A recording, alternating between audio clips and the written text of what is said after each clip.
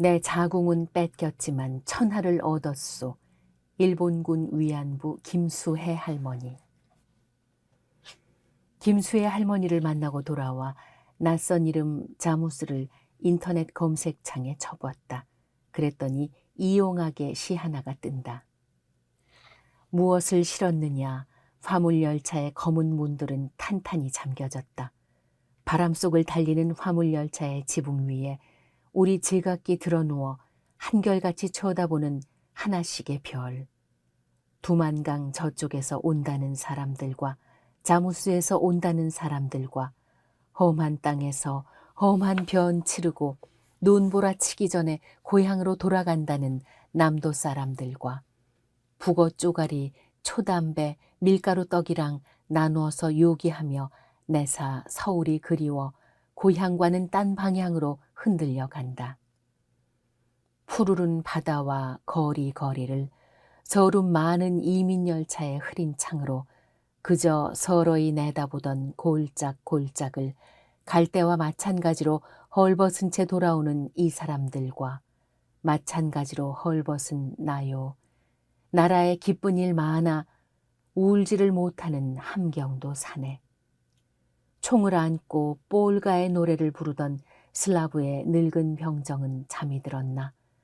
바람 속을 달리는 화물열차의 지붕 위에 우리 제각기 드러누워 한결같이 쳐다보는 하나씩의 별. 이용학의 하나씩의 별. 김수혜, 1928년 태어남, 1944년 중국 목단강 근처에 있는 일본군 부대의 위안부로 배치, 1945년 해방, 위안부에서 나와 강제징용된 노동자와 결혼, 2003년 한국에 돌아오기까지 중국 자무스에서 거주. 해방을 맞아 남쪽으로 내려오는 기차 안인가 보다. 아니 기차 안이 아니라 화물열차 지붕 위다. 헐벗고 서럽지만 서로 음식을 나눠 먹으며 고향으로 돌아오는 그들에겐 무언가 희망이 있다. 함께 하나씩의 별을 쳐다본다. 그렇지만 이 시 위로 부는 바람에는 설렘보다 더 큰 불안이 있다. 화물열차의 지붕 위이기 때문인가. 저 기차 위에서 불안과 기대에 엇갈려 울지도 웃지도 못하는 사람들 중에 하나가 김수혜 할머니다. 아니 그는 저 사람들처럼 남으로 오는 열차에 몸을 싣지도 못했다. 김 할머니는 중국 송화강 상류, 러시아 국경 가까이에 있는 헐벗은 도시 자무스에서 평생을 살았다.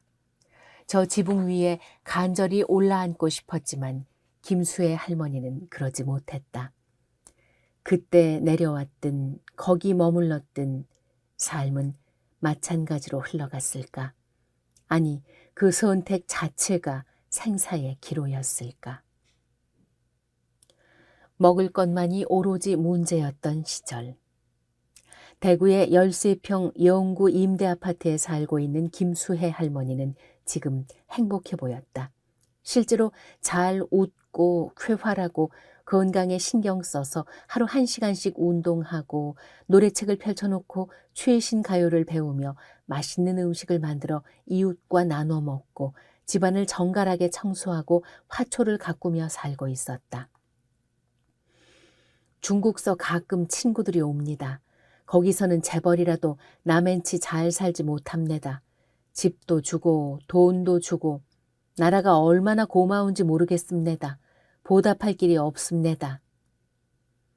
러시아의 면에 있는 춥고 삭막한 국경도시 자무시, 한자로는 가목사라고 쓴다.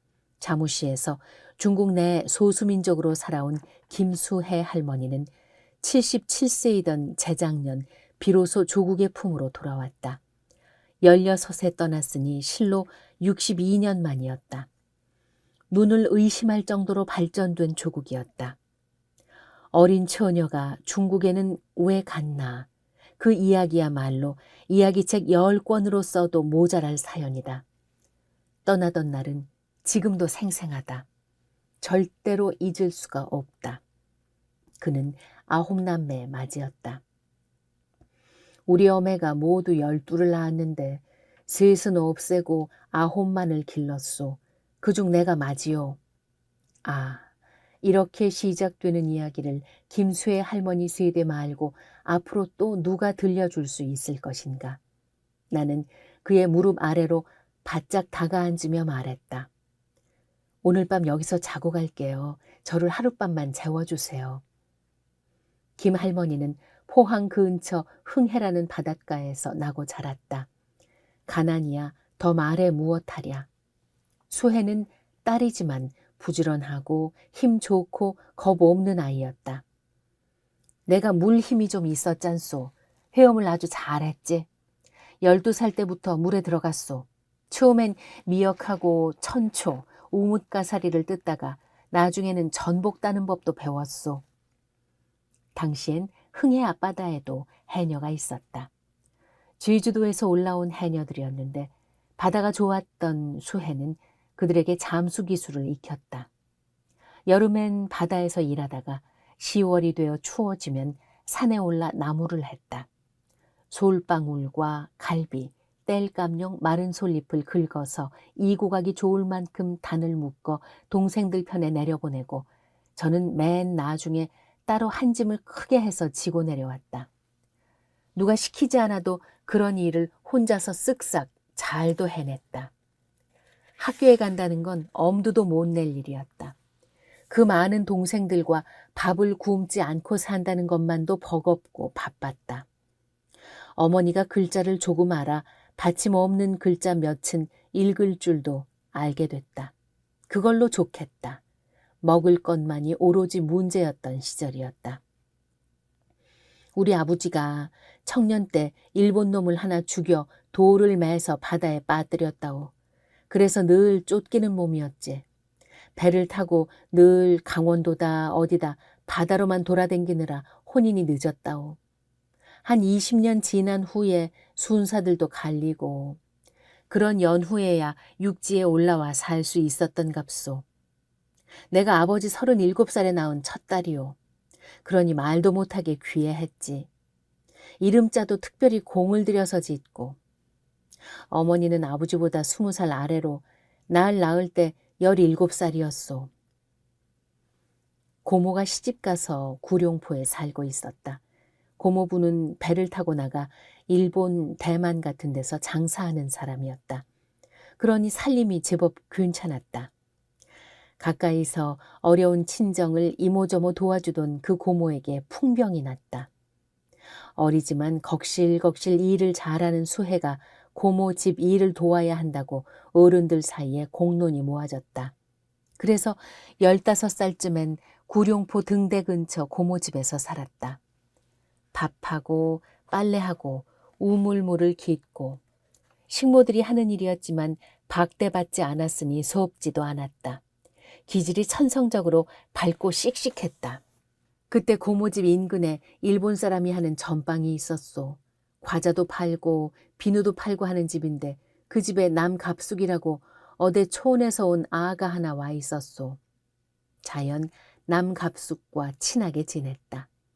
나이는 1살 아래였지만 둘은 밤마다 모여서 수도 놓고 돈 벌 궁리도 하고 막막한 미래도 꿈꿔보고 그랬다. 하루는 갑수기가 오더니 5대 외국으로 돈 벌러 갈 길이 있다고 그래요. 전에 집 주인 남자가 그런 말을 꺼내더라 해요. 부모들께 의논하면 못 가게 붙들 게 뻔하다. 그러니 일단 먼저 가서 돈을 벌자. 그래놓고 편지를 하자. 봉투에 든 돈을 받아보시면 부모님이 얼마나 기뻐하시겠나. 그렇게 우리끼리 의논이 모아졌댔소. 돈을 벌기 위해 정처 없이 올라탄 기차. 며칠 후 저녁 먹고 설거지까지 해놓은 후에 갑숙이네 전방으로 갔다. 일본 남자 둘이 이미 와 앉아있대요. 낯선 처녀들도 2명 더 있고 일본 남자 중 하나는 순사 옷을 입었대요. 전방 주인 남자가 차비는 자기가 대줄 테니 걱정 말라고 해요. 집에다는 말하지 말고 그냥 가서 나중에 편지로 알리라고 갑수기가 했던 말을 또 하대요. 입던 옷 입은 채로, 신던 신발 채로 그날 밤에 배를 탔네요. 내가 머저리니 어디가 어딘지 알 수가 있나요? 어디 기차역이 있는 곳에 내리니 우리 말고 처녀들 4명이 더 있대요. 검은 무명 치마에 흰 저고리를 뻘쭘하니 차려입고 외출한다고 벌건 댕기도 들였대요. 차림새만 봐도 숭악한 촌에서 데려온 처녀들인 줄 알겠대요. 지금 생각하면 거기가 아마 포항쯤 된 것 같소. 김수의 할머니는 이야기를 아주 구성지게 잘했다. 다 잊었다고 하면서도 어떤 부분은 대화 내용, 배경 설명, 입은 옷들까지 두루 선명하게 기억했다. 구술 여성사에 관심 있는 친구와 나는 할머니가 내준 알록달록 몸빼 바지를 입고 할머니가 자랑하는 자석류에 엎드려서 60년 전 내 나라 처녀들이 당한 기막힌 고초의 사연을 통분하며 들었다. 이야기하다 말고 할머니는 벌떡 일어나 오징어를 데쳐오고 야채전을 구워왔다. 그리고 먹으라고 권했다. 저녁 식사 때는 수북한 밥그릇을 국그릇에다가 팍 엎어서 말아버렸다. 많지 아이하오. 든든하게 다 먹어 놓으시오. 먹어야 이야기도 듣고 글씨도 쓰잖겠소. 하염없이 먹으라고 권하는 할머니들. 그들은 오로지 먹는 것만이 절대절명의 가치였던 젊은 날을 지내왔다. 그러니 사랑을 표현하는 가장 절실한 방법이 밥을 해먹이는 일이다. 한 숟갈이라도 덜 먹어 다이어트를 실천해야 한다는 지금 처녀들의 강박과 한 숟갈이라도 더 먹이지 못해 안다라는 할머니들과의 실갱이는 압축 성장의 대표국인 우리나라에서만 보이는 현상일까? 모처럼 밥을 국에 덤벙 말아버리는 할머니를 보면서 이야기의 내용 때문이 아니라 그 친숙한 동작 때문에 나는 지레 눈시울이 뜨끈해졌다. 바다 깊이 잠수했던 것도, 고모집에 얹힌 것도, 부모 몰래 집을 떠난 것도 배부르게 밥을 먹기 위한 것이 첫 번째 목적이었다.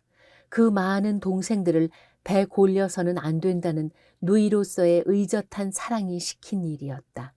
기차역 앞에서 처녀 8이 밥을 먹었다. 길을 잃을지 모르니 밖에는 나가면 안 된다고 했다. 방 밖에서 누가 지키는 눈치였다. 무언가 불안했다. 이튿날 기차를 탔다. 일반 차가 아니라 짐칸 같은 잡디다. 창문이 하나도 없습디다. 덜컥거리며 가기는 가지만 내다볼 수가 없으니 어디가 어딘지 알 수가 있어야지요. 그냥 며칠을 그 안에 갇혀서 차를 타고 간 것 같소. 그게 암만 해도 군용차 같았소. 보진 못해도 딴 칸에 군인들이 가득 타고 있었던 값소. 우리 중에 얼굴 반반한 몇은 기차 안에서 벌써 어디론가 끌려나갔다 옵디다. 돌아와서 엎드려서 울었어요. 그게 무얼 뜻하는지 알겠대요. 들은 적은 없어도 왜 우는지 다 알아지대요. 기가 딱 찹디다. 이미 엎질러진 물이지요. 어디로 도망갈 수가 있었겠소. 며칠 후 기차에서 내렸다. 혹은 그냥 하루만이었는지도 모른다. 얼마의 시간이 흘렀는지 짐작할 수도 없었다. 극도의 공포와 극도의 절망 속에 기차에서 내리자 일찍이 한 번도 맞아본 적 없는 찬바람이 귀때기를 때리며 지나갔다. 여기가 시베리아라는 데구나 싶었다. 1944년 10월이었다. 너희들은 군대 중에서도 의무병이다. 알고 보니 목단강이었습니다. 중국 흑룡강성 목단강시 제1신시가지. 산 밑에 허름한 가건물이 쭉 늘어서 있대요. 군부대가 주둔한 것 같았어요. 우리들을 그걸 뭐라고 합니까? 환자를 치료하는 사람 있잖소. 의무병이라고 칭했습니다. 너희들은 군대다. 군대 중에서도 의무병이다. 의무병으로서 전쟁을 치르는 것이다. 3년만 임무를 완수하면 집으로 보내준다. 돈도 줄 것이다. 얼른 전쟁에 이겨야 고향으로 돌아갈 수 있다. 그동안 잘 싸워달라고 했습니다. 난 정말 물어볼 게 많았다. 우선 그 말을 한 사람의 신분이 무언지, 도착한 후 기분이 어땠는지, 처녀들의 나이는 몇이나 됐는지, 몇 명쯤인지, 거기까지 온 경위를 서로 얘기할 기회가 있었는지, 여자들의 외모는 어땠는지, 머리는 따로 손질했는지, 옷이나 화장품을 나누어 주었는지, 먹을 것은 충분했는지, 그 안에도 재미라는 게 있었는지, 군인들은 하루 몇 명쯤 왔는지, 얼마나 머물렀는지, 혹 우정이나 사랑 비슷한 게 생길 틈은 없었는지, 몇 푼이라도 돈을 받은 적은 있는지 등등등. 네, 차근차근 다 얘기할게요. 내 죽으면 누가 그걸 말하겠소. 일본 총리인가 무언가 하는 놈, 그 아벤가 무언가 하는 놈이 우리를 동원한 적이 없다고 한다면서요. 내가 날마다 9시 뉴스는 빼놓들 않고 보여. 내가 당장 일본에 달려가서 허파를 뒤집어 보이고 싶지만은 자식들하고 조카들 눈이 있어 가질 못해요. 까짓거 이야기사 왜 못하겠소. 다만 내 이름자를 말하지는 마시오. 우리 아버지가 특별하게 지어준 얼마나 뜻이 좋은 이름인데 말해버리면 자식들이 내 일을 다 알 거 아이요.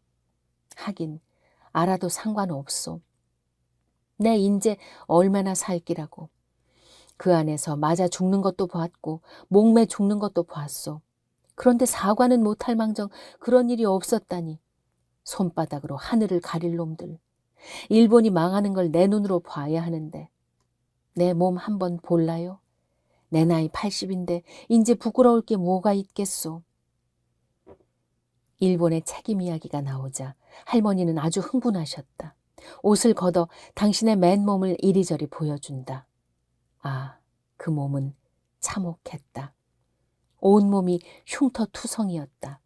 젖가슴과 엉덩이와 등과 팔뚝과 허벅다리, 깊은 속살, 은밀한 곳마다 흉측하고 잔인하게 흉터가 지나가고 있었다. 이런 흉터를 지니고도 어찌 그토록 침착하고 유쾌할 수 있었던지. 목숨을 건 탈출. 일본 군인놈이 불로 지진 거요. 화로 속에 꽂는 인두로. 3년만 임무를 완수하라니 3년을 무슨 재간으로 버티겠소. 앞이 캄캄합대다. 1년이 안 가 뼈가 다 녹아불 것 같았소. 온몸에 진액이 다 빠져나가 헛개비가 될 것 같았소. 그래서 도망을 쳤어요. 내가 간이 커요. 어려서부터 담대했어요. 포항에서 같이 갔던 여자 셋을 꼬였어요. 여기서 죽느니 나가서 죽자. 중국 시골로 달아나서 농사 지으면서 살자. 그렇게 탈출을 주동했어요. 도망치다 붙잡혀서 맞아 죽는 것을 본 적이 있어.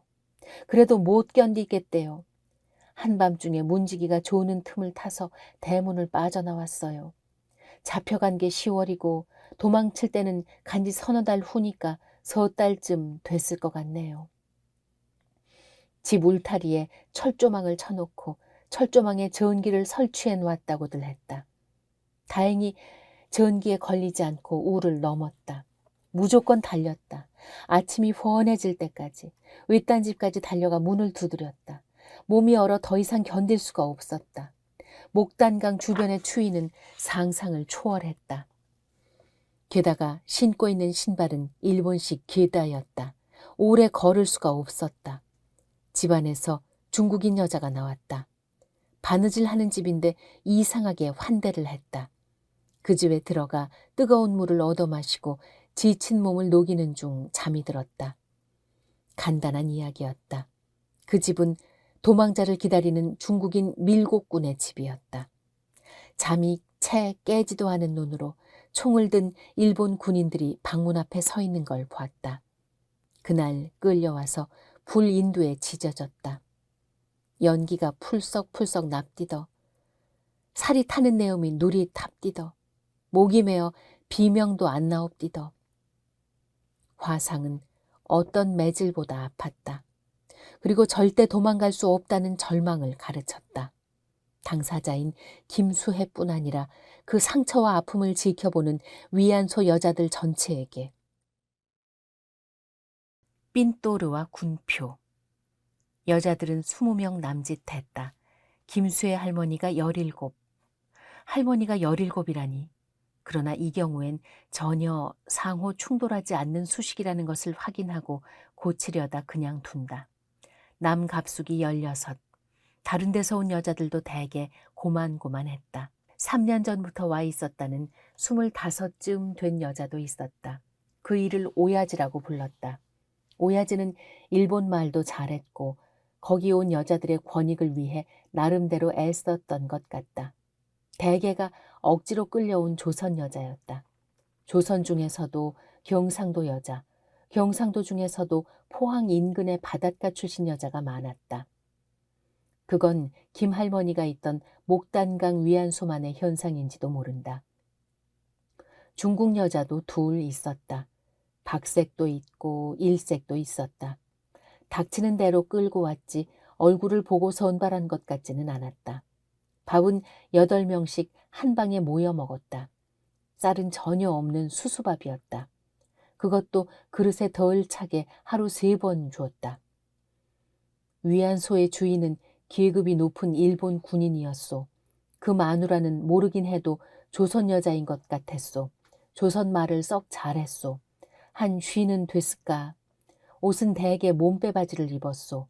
옷이야 아무래도 좋았지. 그런 걸 신경 쓸 겨를이 어디 있겠소. 머리는 다 단발이었고 화장품은 분 한 통씩을 나눠준 것 같소. 그러나 그걸 발라 단장하는 여자들은 못 봤어요.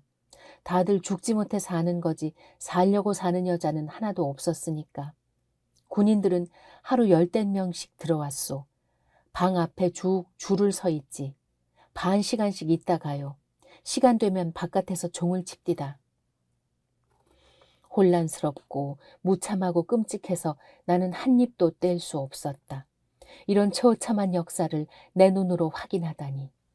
그러나 삶은 길고 고통은 지나간다. 잊을 수는 없겠지만 열버지는 건 확실하다.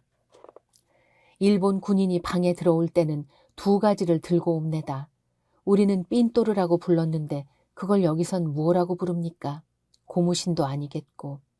그게 우리들에게는 임신을 방지하고 군인들에게는 병에 걸리지 않게 하는 기구입니다. 그 삔또르 하나하고 요만한 표 쪼가리 하나하고 문 밖에서 줄 서 있을 때 2가지를 나눠주는 것 같습니다. 전표는 나중에 제대할 때 돈으로 바꿔준다고 했소. 머리맡에 그걸 모아놨어요. 나는 이만한 통으로 하나 가득 모았어요. 나야 10달 남짓 모은 거지만 3년 모은 여자들도 있었소. 그게 휴지 조각이지 뭡니까? 그걸 돈으로 바꿔준다고 꼭 믿었던 것 아닙니다. 의심했지. 그래도 버릴 수는 없습디다. 전쟁이 끝나고 중국인을 피해 도망치면서 그걸 들고 갈까 놓고 갈까 망설이는데 헛웃음이 나옵디다. 아이고 내가 머저리지 인제사 이런 말을 해서 무엇하겠소. 김할머니가 전표라고 부르는 군표. 위안부 관련 자료를 찾다가 나는 버마 쪽으로 끌려갔던 어느 할머니의 기록을 보았다. 일본군 위안소에서는 어디서나 군표를 나눠주었던 모양이다. 그리고 그걸 나중에 돈으로 바꿔주겠다고 약속했던 모양이다. 군표라도 모을 수 있는 자유가 있어 다행이었다. 언젠가 몸속에 고인 더러운 정액을 닦아내버리고 고향으로 돌아가 가난을 벗어던지고 부모 형제와 만날 꿈을 꾸며 버마 땅을 짊어지고 누워서 검은 하늘에다 별을 그려나갔다. 낮과 밤이 지나가기를 아무리 기다려도 새벽은 돌아오지 않고 2다리 사이 깊숙이 찍히는 화인을 견뎌내려고 눈앞에 무수히 쏟아지는 은하를 보며 까무러지곤 했다. 군표 300장에 밭 서마지기를 사고 논 서마지기에는 군표 1000장, 어머니 비단옷 한 벌에 30장, 아버지 모시옷 한 벌엔 40장, 친척들 선물에는 100장. 그러나 전쟁 포로가 된 나는 그토록 애지중지 모았던 군표를 모두 버렸다. 김수의 할머니도 머리맡에 차곡차곡 쌓이는 군표가 아니었다면 그 강제 성노예 피해자 생활을 더더욱 못 견뎌냈을 것이다. 일본 군대는 위안부들에게 군표를 나눠주며 조직적인 사기 행위를 벌인 것이 명백하다. 강탈당한 자궁. 게다가 나눠주는 콘돔은 부실했다. 사용하지 않는 군인들도 많았다. 그래서 위안부들의 임신이 잦았다. 배가 불러진 여자들은 어디론가 흔적 없이 사라졌다. 그리고 돌아오지 않았다. 배가 만삭인 여자 방 앞에도 그 짐승들이 줄을 쭉 서 있었소. 그러다 어느 날 쥐도 새도 모르게 사라져요. 그런데 김할머니의 월경이 끊겼다. 죽었구나 싶었다. 잘 됐구나 생각했다. 입덧이 심했다. 아무것도 먹지 못했고 먹으면 토했다. 17, 어리디 어린 나이. 집을 떠나 춥고 낯선 땅에 끌려와 온몸을 지져놓은 화상. 그 상처가 겨우 아무는가 싶은데 다시 맞닥뜨린 임신. 그러나 희한하게도 토하면서 비로소 삶의 애착 같은 것이 생겨나는 걸 느꼈다. 감추려고 했는데 오야지가 주인한테 말한 것 같습디다. 내 방 앞 팻말을 며칠 뒤집어 놓대요. 문 앞에 팻말이 달려있어 그걸 뒤집으면 그 방 앞에는 줄을 안 서거든요. 배가 남산만 해도 월경 중에도 암만 아파도 팻말을 뒤집는 일은 없었는데 희한하대요. 그때가 아마 3, 4월쯤 됐을 겁니다. 주인이 불렀다. 어떻게 할 건가 물었다. 집으로 보내달라고 매달려 보았다. 대답은 너무나 당연히 노였다. 대신 아이를 지워주겠다고 했다. 병원으로 실려갔다. 전에도 가본 적이 있던 목단강 시내 군인병원. 한 달에 한 번인가 토요일에 우리를 군대 병원에 데려가서 검사를 했었소. 부인과에. 우리를 위해서 했겠소. 지네들이 병 걸릴까 봐 했겠지. 그 병원 침대에 묶여서 수술을 받았다. 나중에 알고 보니 아이만 지운 게 아니었다. 자궁 자체를 드러내버린 거였다. 그 이후 월경이 없어지고 대신 입으로 피가 넘어왔다. 한 달에 한 번 정확한 날짜에 입으로 피가 울컥울컥 토해졌다. 그런 일이 정말 가능할까? 김수혜 할머니의 착각일까? 생리가 아니라 심리적 현상이었을까? 아무튼 그 증상은 다른 여자들의 필경 무렵인 48개에 끊어지더라 했다. 정말 피가 입으로 나와요? 그랬댔소. 아무도 믿들 않지만 사실이요. 아, 내가 더 이상 무엇을 확인해야 할까? 히로시마에 원자폭탄이 떨어졌다기에 나는 일본이 천벌을 받은 줄 알았소. 마땅히 그래야 한다 싶었지. 그런데 아무 일 없이 다시 잘 사는 나라가 됐다니 세상 일이 어째 이렇소. 18배 자궁을 강탈당한 소녀는 열흘 뒤에 다시 위안소로 돌아왔다. 배 위에 상처가 아물기도 전에 다시 군인들을 위안해야 했다. 실을 금방 뽑아 숨 쉬면 아픈데도 내 방 앞에 줄은 한정없이 길었소. 당시엔 물론 자궁을 잃은 줄도 몰랐다. 그걸 안 건 나중에 훌륭한 남자를 만나 결혼한 이후였다. 혼인을 했으면 아이를 낳아줘야 하는 게 여자의 임무인데 암만 해도 아가 안 생깁디더. 그래서 혼자 병원에 가보았더니 자궁을 끊어내고 없다 갑대다. 그 사연을 어떻게 말로 다 풀어낼 수 있으랴. 우리는 밤을 꼬박 샜다. 울고 웃었다. 울 때보다 웃을 때가 더 많았다. 왜냐하면 김수혜 할머니의 이후 삶이 너무나 행복했기 때문에. 하늘에서 내려온 남편. 신선이 하늘에서 죄를 짓고 땅으로 내려온 것을 적강이라고 부른다. 김할머니가 만난 남편이 바로 그 적강이었다. 믿을 수 없이 관대하고 여자를 귀하게 사랑할 줄 알며 남의 아픔을 애통할 줄 아는 남자. 그는 산판에서 벌목공으로 일하는 쿨리, 하층 육체 노동자였다. 막내 여동생이 아주 똑똑합니다. 내가 목단강으로 끌려간 이후에 태어난 놈이요. 여기 내 곁에 살아요. 부자로 삼내다. 아주 멋쟁이고 재산이 억이 넘어요. 그것이 어느 날 내게 그럽디다. 언니는 정신대야 정신대. 정신대라는 말을 나는 그 애한테 처음 들었습니다. 내 있던 곳이 위안소였으니 위안부라는 말은 그때도 했으나 내가 아직 힘이 남았으니 일본에 직접 찾아가서 일본군 위안부 증언을 하고 싶소. 말을 잘 못하겠다는 할머니들도 많은데 나는 잘할 수 있어요. 그때 일 하나도 안 잊고 다 기억을 합니다. 그런데 내가 앞에 나서면 중국에 있는 아들놈이 알까봐 무섭소. 그것만이 걱정이요. 실은 김수의 할머니를 만나기 전에 다른 위안부 할머니 한 분을 미리 만났었다. 그분이 바로 말을 잘 못하는 할머니였다. 구체적 기억도 가물가물하고 당신이 있었던 곳을 자꾸만 인도라고 하셨다. 나중에 알고 보니 미얀마였다. 정글 속에서 끊임없이 피난을 다니다가 전쟁이 끝난 후 미군 포로로 부산항까지 이송됐던 모양인데 그 전말과 내용을 안타깝게도 거의 기억하지 못하셨다. 어쩔 수 없이 정신대 할머니와 함께하는 시민 모임에 얼른 도움을 청해서 김수의 할머니를 다시 소개받은 것이다. 그러면서도 나는 자그마한 키에 가냘픈 몸매의 그분, 그 애달픈 몇 마디를 절대로 지울 수가 없었다. 그게 바로 결혼에 관한 얘기였다. 내가 저 영감하고 30년을 같이 살았어도 거래는 딱 2번밖에 안 했어. 남자락 하면 근처에만 가도 군지럽고 숭실스러운데 같이 살 수가 있어야지.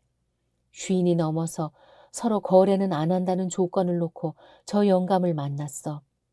그 조건이 안 맞으면 남자하고 같이 살 수가 없지. 그렇다. 한 여자로서 이후 다시는 남자와 거래할 수 없다는 것, 그 정신적, 육체적 상처가 일본군 위안부 할머니들의 삶을 결정적으로 망쳐놓는다. 그런데 김수의 할머니는 그 부분에서 다른 할머니들과 전혀 달랐다. 온 몸이 빼꼼한 데 없이 흉터투성이인데다 자궁까지 적출되고 없는 가엾은 여자를 부여안고 한없이 울어주는 드문 남자를 그는 남편으로 만났던 것이다. 우리는 한 번도 싸우지를 않았소. 손뼉이 척척 맞았어요. 영감은 중국 공산당원이었어. 공산당원이란 건 인간 생활에 적당한 기라요. 양심 나쁜 짓은 절대로 안 하고 사람의 인격을 존중하고 첩이란 것도 몰라요. 아들을 낳아야 한다고 날 버리고 새장가를 들라고 암만 애원을 하고 토론을 해도 절대 그럴 수 없다고 했소. 남편에게 비로소 그는 자신의 이름자를 배운다. 어머니가 가르쳐준 건 받침 없는 글자밖에 없었으므로. 구구단도 배웠다. 당신같이 아까운 사람이 글을 몰라서야 쓰겄나는 말이 좋아 더 열심히 외고 익혔다. 남편을 만난 것은 해방 직후였다. 패전을 알자 일본군은 삽시간에 도망쳤다. 그냥 도망치는 게 아니라 자기들의 진지에 모조리 불을 질렀다. 기름창고, 양식창고, 군인 막사, 위안소를 남김없이 태워버렸다. 그 안에 있던 사람들도 함께 타 죽었다. 목단강 시내에 있던 다른 위안소들은 다 태워버렸다오. 그래서 숱한 여자들이 죽었어. 우리 제일 신시가지 위안소는 바깥으로 커다란 쇳덩어리를 채워놓았는데 희한하게 불이 안 붙었대요. 우리는 전쟁이 끝난 것도 몰랐네요. 벨라다. 군인들이 안 온다. 주인이 없어졌다 하면서 사나흘을 그 안에 갇혀 있었어요. 주인이 와서 먹었다고 때리면 어쩌나 하면서도 쌀을 꺼내 밥도 해 먹었소. 며칠 후에 시꺼먼 중국 청년들이 들이닥치대요. 팔에 빨간 완장을 차고 다 제 갈 대로 가라고 하대요. 해방이 됐다고. 일본 놈은 망했다고. 목단강 시내로 나왔다. 자유, 해방. 같이 떠났던 남갑숙도 곁에 있었다. 그러나 어디로 가야 할지는 알 수 없었다. 이 글 첫머리에 인용한 이용학의 시도 바로 이 무렵의 풍경일 것이다. 사람들이 많이 가는 쪽으로 무조건 따라갔다. 백리를 걸어 신안진, 조두남이 선구자를 작곡했던 도시로 갔다가 녹일령으로 갔다가 다시 입신가로 나왔다. 해방을 맞아 밀려나온 조선인으로 거리는 발 디딜 틈 없이 붐볐다. 남편 박무순창, 아들을 위해 실명은 생략한다. 남편은 보국대로 끌려가 흑룡강성 삼도가시라는 산속에 붙잡혀 있던 벌목공이었다. 그도 해방 소식을 듣고 막 산을 내려온 사람이었다. 22살에 잡혀가 26살에 내려온 길이라 했다. 둘은 목단강시의 허름한 밥집에서 만났다. 밥집 주인이 중매를 섰다. 강제징용당했던 쿨리들 100명이 일주일을 걸어서 내려왔대요. 남각숙이도 그 중에 하나하고 혼인을 했소. 우리 영감은 그 많은 여자들 중에서 하필 나를 찍대요. 건강해 보인다고. 그 사람은 그리 똑똑해서 나 같은 것하고는 달라요. 황해도 봉산군 사람으로 서울서 휘문고등을 나왔어요. 나중에는 목단강시 공회의 회장도 했소. 그게 당의 고급 간부요. 팔로군에 나가 한 8년 군대 생활할 때는 내가 아바님 모시고 살림을 도맡았소. 나도 영감 은혜를 갚으려고 뼈가 빠지게 일을 했소. 내가 무슨 복을 이렇게나 잘 타고났는지. 일본 놈이 버리고 간 집에 스이간에 쌀에 신접살림은 부족함이 없었다. 이듬해 부부는 두만강을 건너 황해도 봉산에 가서 홀로 계신 아바님을 모시고 왔다. 내가 못할 일이 뭐가 있겠소. 아바님을 참말로 극진하게 모셨소.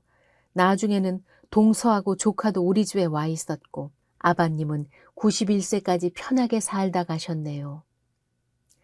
아이가 없다는 것 말고는 부족함이 없었다. 아니 남편에게 2세를 낳아줄 수 없다는 것이야말로 아내 김수혜에게는 견딜 수 없는 형벌이었다. 진심이었다. 이웃에 혼자 사는 여자가 있어요. 살림이 곤란해요. 남편 없이 아이만 넷인데 나하고 친했소. 말을 꺼내지는 못하고 있는데 그쪽에서 먼저 동생, 내가 이 집 종자를 하나 낳아주면 안 되겠소? 합디다.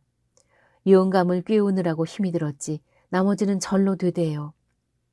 아들이었다. 아들을 낳자마자 받아안고 800리 밖으로 이사했다. 그게 자무스였다. 아무도 몰랐다. 아이가 따박따박 자라는 것을 보면 천하를 얻은 것 이상이었다. 나도 영감한테 보답을 한 거 아이요. 자다가 신기해서 아들 고추를 쓱 더듬으면 영감 손이 먼저 거기 가 있다오. 하하하하. 제 몸으로 낳은 것보다 훨씬 더 애중하지. 나중 아들이 군에 입대했을 때 아들이 하도 보고 싶어 견딜 수가 없었다. 그래서 다시 딸을 하나 들였다. 군대 간 놈에게 먼저 허락을 받았소. 여동생을 하나 입양해도 되냐고 편지했더니 좋다고 하대요. 영감이 차비를 마련해 주어 멀고 먼 상해까지 면회를 갔지. 3살 난 여동생을 안겨주었더니 이 녀석이 얼마나 좋아라 했었는지. 지금 그 딸은 한국에 나와 있고 어머니의 사연을 알고 있다. 남편은 7년 전 세상을 떴다. 3년 상을 치렀고 아이들은 둘 다 혼인해 살림을 낳았다. 포항에서 동생들이 큰언니를 찾는다는 소문이 들렸다. 꼭 한번 돌아가 보고 싶었다. 화장해서 무덤을 만들었던 남편 묘소를 파 송화강에 뿌렸다. 한번 산소에 가려면 아들 며느리가 고생해요. 저들 고생하지 말라고 아예 산소를 없애고 나왔소. 아들 며느리가 어찌나 내게 다 잘하는지 내가 무슨 복을 이렇게나 잘 타고났는지 알 수가 없소. 내사 이제 겁날 게 뭐가 있겠소. 아들이 아직 나를 친어머니로 알고 있는 그게 오직 마음에 걸려서. 할머니의 이름을 바꾸느라 우리는 머리를 맞대고 궁리했다. 이름을 그대로 쓰면 아들이 알까 봐 시종 마음에 걸려 하셨다. 1956년생이라니 이미 쉰이 넘은 아들인데도 혹 마음을 다칠까 내내 염려되는 모양이셨다. 성과 이름을 모조리 바꾸어 김수혜는 어떠냐고 내가 제안했다. 이름이 아주 마음에 든다고 김할머니는 파한대소하셨다. 그리고 얼른 일어나 우리 먹일 밥을 지으러 부엌으로 나가셨다. 치마폭에서 날렵한 바람이 핑 일었다. 덧붙임. 여자전 제 발간을 알려드리려고 김수혜 할머니를 수소문했으나 끝내 연락이 닿지 않았다. 할머니가 차려주시던 밥상을 또 한 번 받아보고 싶은데, 그 활달하던 웃음소리도 다시 한 번 듣고 싶은데 김수혜 할머니는 어디로 가셨나. 2017년